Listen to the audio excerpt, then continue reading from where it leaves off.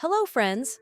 Today, we're focusing on one of the most powerful features of the Nikon Z50 camera, VR stabilization.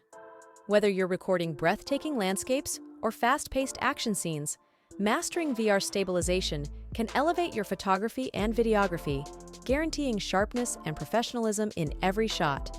Now, let's go over how to set up VR stabilization on your Nikon Z50. First, go into the main menu, select Photo or Movie Shooting menu, depending on your needs, and then Vibration Reduction.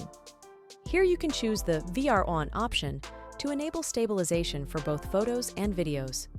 You can also select the stabilization mode that best suits your shooting needs.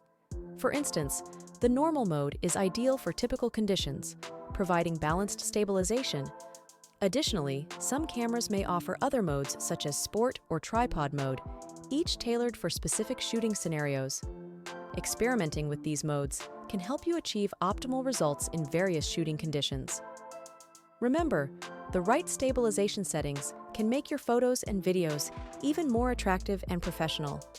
So don't hesitate to experiment with this feature on your Nikon Z50.